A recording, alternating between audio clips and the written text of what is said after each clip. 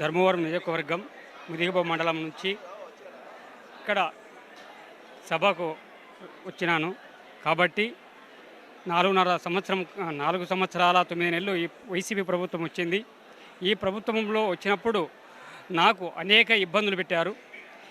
నా పెన్షన్ పీకేయడం, నేను హైకోర్టు ఆశ్రయించడము, ఇలాంటివన్నీ చాలా కష్టాలుగా ఇబ్బందులుగా ఎదుర్కొన్నాను. నేను కోర్టు నుంచి ఆర్డర్ తెచ్చినా కూడా వాటికి కూడా నాకు ఇవ్వకుంటే మళ్ళీ కోర్టుకు వెళ్తాననే టైంలో నాకు ఇచ్చారు. కాబట్టి నాకు చాలా ఇబ్బందులు పెట్టి చాలా కష్టాలు పెడుతున్నారు. అందుకు నేను ఎక్కడ సభ పలికినా ఆ సభ పాల్గొంటున్నాను. అదే ప్రకారం నేను చంద్రబాబు కోసం ఎంత కష్టమైన ఆయన ముఖ్యమంత్రి చేసి అసెంబ్లీకి పంపించాలని కోరిక దేవుని ప్రార్థిస్తున్నాను. అదే ప్రకారం మొన్న జైలు నుంచి వచ్చిన రోజు తిరుపతి ఏడుగొండల వెంకటరమణ స్వామికి పాదయాత్ర కూడా మొదలుపెట్టాను. అలిపిరి నుంచి ఏడుగొండల వెంకటరమణ స్వామికి ముడుపు చెల్లించుకొని బాబుకు సిద్ధమని దాంట్లోని కూడా నేను సర్వసిద్ధంగా నేను బాబు కోసం పని చేస్తానని జై తెలుగుదేశం, జై జన. వికలాంగులకి పెన్షన్ పెంచామని ప్రభుత్వం చెప్తుంది.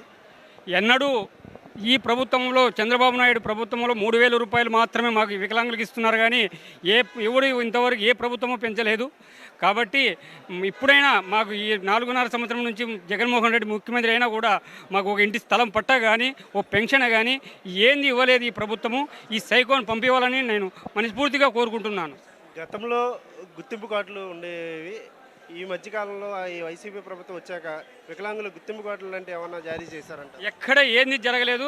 అనంతపురం జిల్లాలు కానీ ఉమ్మడి అనంతపురం జిల్లాలో ఏది చేయలేదు. కాబట్టి సత్యసాయి జిల్లా కూడా ఏమీ చేయలేదు. మాకు దివ్యాంగులను తక్కువ చూపు చూస్తున్నారు. కాబట్టి ప్రభుత్వం మాకు ఏంది వికలాంగుల దినోత్సవం చేసే కూడా చాలా బరువుగా ఉంది ప్రభుత్వం. ఇక్కడ సభకి రాకుండా అనేక ఆటంకాలు ఎదురయ్యాయి అంటున్నారు. కొన్ని అగంటలు పెట్టినా కూడా చెప్పకుండా అయినా మేము ట్రైన్లలో కూడా బయలుదేరి వచ్చిన టైంలో ఉన్నాం. ప్రభుత్వం మారడం ద్వారా వికలాంగుల సంక్షేమం కోసం ఏమైనా ఆలోచన చేసే ఆలోచనలు ఏమైనా ఉంటాయండి? అదే చంద్రబాబు నాయుడు ముఖ్యమంత్రి అయితేనే మాకు వికలాంగులకు అనేక పథకాలు ఇస్తే మాకు 2016లో వికలాంగుల చట్టం ప్రకారం ఉంది. కాబట్టి అది అమల్లోకి వస్తుందని మేము భావిస్తున్నాం. తెలుగుదేశం జనసేన ఉమ్మడి బహిరంగ సభతో ఇక్కడ జరుగుతున్నటువంటి తాడేపల్లి గూడెంలో చుట్టుపక్కల దాదాపు ఈ పొరుగునున్నటువంటి జిల్లాల నుంచి లక్షలాది మంది తెలుగుదేశం పార్టీ కార్యకర్తలు, నాయకులు, అదేవిధంగా జనసేన పార్టీ జన సైనికులు, మహిళలు, అదేవిధంగా రైతులు, రైతాంగం నుంచి సంబంధించినటువంటి వృత్తి నిపుణులు, ఇంకా వేలాది మంది, లక్షలాది మంది ఈరోజు పవన్ కళ్యాణ్ గారు అదేవిధంగా చంద్రబాబు గారి యొక్క ఆధ్వర్యంలో జరుగుతున్నటువంటి ఈ సభను చూడాలని, ఇది రేపు నెలలో జరగబోవు ఈ యొక్క సార్వత్రిక ఎన్నికలు, పార్లమెంట్ ఎన్నికలు, అదేవిధంగా శాసనసభ ఎన్నికల్లో ఆంధ్రప్రదేశ్ యొక్క భవిష్యత్తును, ప్రజల యొక్క రాతను మార్చేటువంటి ఎన్నికలు.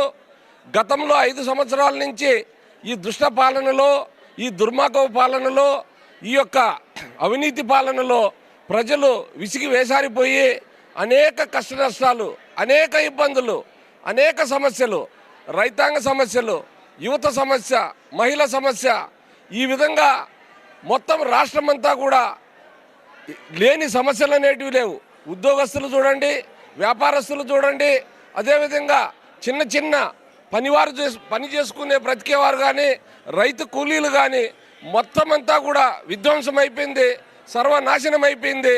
కాబట్టి ఇప్పటికైనా ప్రజలు మేల్కొని ఉమ్మడి జనసేన తెలుగుదేశం పార్టీని విజయకేతం వైపు మళ్లిస్తూ ఉన్నారు ప్రజలే.